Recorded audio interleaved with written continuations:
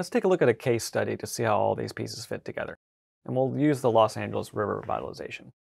Previously, in the introduction, we talked about current state, vision, implementation. So let's talk about what the current state was of the Los Angeles River circa 2005. And here's a picture of the Los Angeles. For those of you who are familiar, it's a concrete-lined channel that runs from the San Fernando Valley through the city of Los Angeles into the Pacific Ocean. About 31 miles of it are inside the city of Los Angeles. And the city of LA developed a master plan in the mid-2000s to guide development and revitalization of the river, which included improvements within the channel itself, where you saw the concrete from before, as well as the corridor, which is the land on either side of the river. So the vision was long range, it was very optimistic, it was mostly unconstrained, and it involved removing concrete from the channel. It involved improving water quality so that kids could frolic in it. It included adding trees on either side. It included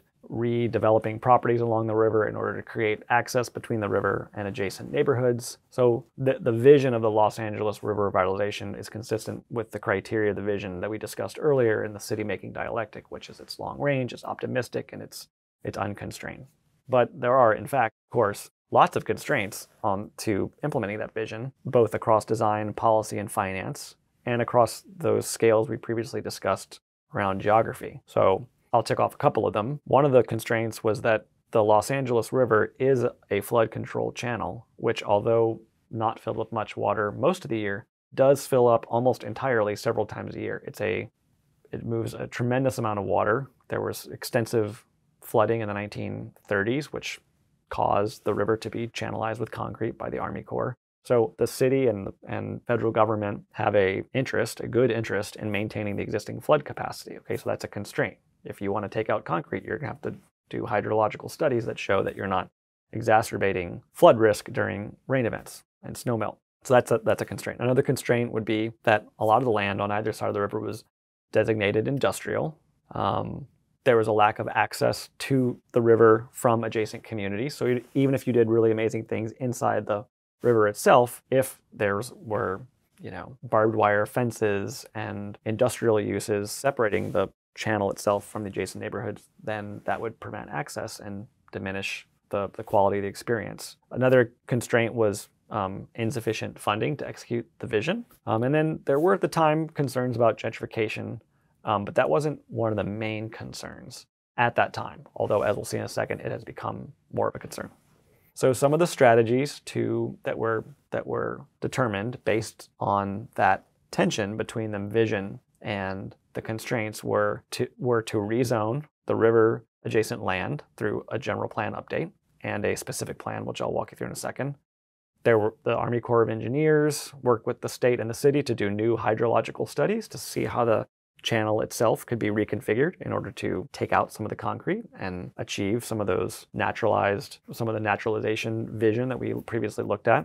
There was a strategy to form and fund a river development corporation to catalyze new real estate along the river and address those concerns about there being, about making connections between adjacent neighborhoods and the river channel itself. There was an effort to coordinate new public investments in bikeways and bridges and parks, which I'll show you in a minute. And there were affordability requirements in one of the plans, the Cornfield Arroyo Seco specific plan, which had some unintended consequences that we'll talk about. So let's talk about the policy, design, and finance aspects of the River Revitalization Corporation, which are the elements of city making we've been talking about.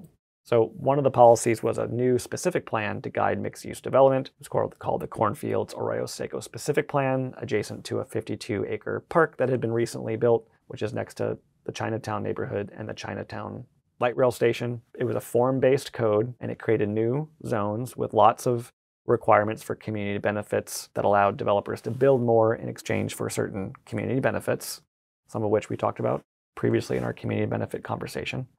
It was very, very specific about the kinds of uses that can be conducted there, as well as the form. So it was both Euclidean use-based zoning as well as some form-based zoning. And it was very, very prescriptive.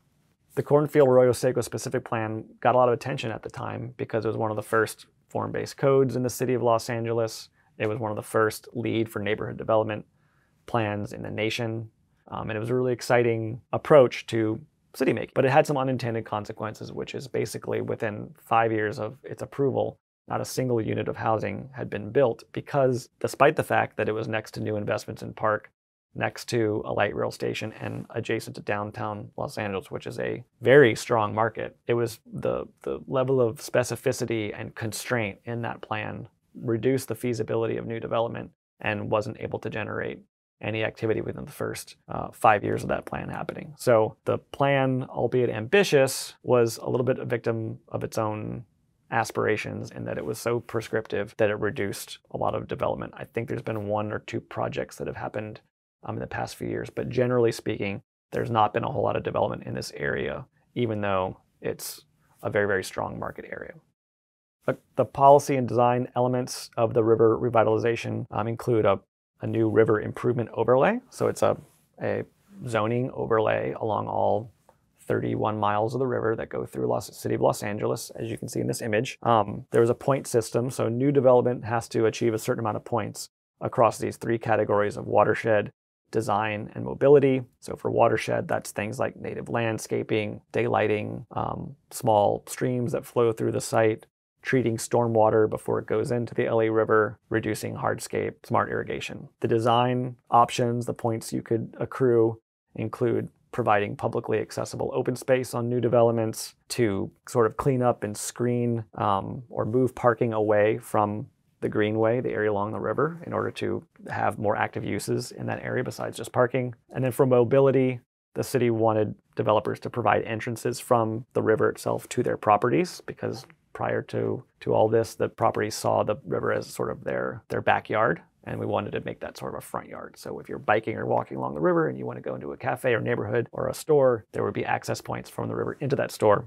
It also called for connections from the greenway into neighborhoods and required developments to provide, or required as a point in that could be accrued into a minimum number of required points, bicycle and shared cart parking. So if you're a developer, you want to build in the RIO, the River Improvement Overlay, you've got to accrue a certain number of points in these 3 categories, and you can mix and match just like you can through LEED. Another policy and design element of the Los Angeles River Revitalization was standards for complete streets near the river, so river promenades that were adjacent to the river itself, along with primary green streets that were in the corridor itself, the corridor being the neighborhoods around the river. There's also some guidelines for new development. These were suggestions, not requirements, but it did begin to elevate and market and socialize the idea that development near the LA River should adhere to some elevated design principles. And then in finance, we talked before about the role of public sector as regulator and developer of public realm. I would say the city of LA has made some pretty substantial investments in public realm, as has the city of Glendale. You can see here there's new parks with stormwater management components, which is really important given that the Los Angeles River is a flood control channel and water from the whole city of LA eventually flows into it during rain events. So we want to capture and treat that water before it goes into the river to reduce the volume going into the river and also to improve the quality of the water. There's been a couple of new bridges. The one on the top left is a new bike pedestrian bridge crossing the river, and the one on the bottom right is a bike pedestrian equestrian bridge that connects the North Atwater community to across the LA River and under the 5 freeway to Griffith Park. There's a series of stables in the North Atwater side of the river, and now those equestrians can take their horses across the bridge and into Griffith Park, which is a really, really great project, and it's very iconic. So I think there is an important role for the public sector to play in real estate development on properties that they own. And we also talked, of course, about the role of private developers in real estate development. There has been new real estate development along the river. You can see in these images that these projects have met those river improvement overlay standards. They have landscaping along the LA River bike path. They have doors that open from their business or residence to the greenway, and they've sort of oriented themselves more towards the river. So let's take a look at how all these city-making pieces fit together in the LA River corridor. Originally, the current state of the LA River was a concrete flood channel with very few amenities and no, essentially, river-facing development. It was really off the radar, and the city wanted to make the LA River a focal point. The vision was a 52-mile linear park connecting the diverse neighborhoods of Los Angeles into one amenity, providing much needed open space and catalyzing new river adjacent development. Some of the constraints were, that, as we mentioned, were that the area was zoned for industrial and low-rise development. The Army Corps had lots of constraints about what they would and wouldn't allow in the channel. Design-wise, there were constraints around limited access to the river from the adjacent neighborhoods. There's rail and utility lines in the river. There weren't any design standards. The financial constraints were low land values at the time that discouraged investment, environmental contamination that created barriers to transactions. And what got implemented from that towards that vision and through the constraints were bike paths, new parks, new recreational amenities, design guidelines, specific plans, public realm investments like bridges, and new residential development. And all of those implementations, the future state is now the current state, which is that the city was successful in catalyzing new development in the area, and now is dealing with a new set of concerns around displacement pressures in the area, lack of affordability for low-income residents, and newcomers.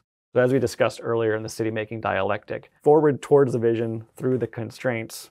So as we said before, you move forward from the current state towards your vision, and as you cycle through that, you create a new current state based on the results of your implementation efforts that then need to be dealt with. So today, there's a lot of concerns in the LA River corridor around gentrification and affordability, and a new set of strategies needs to be developed in order to address those concerns.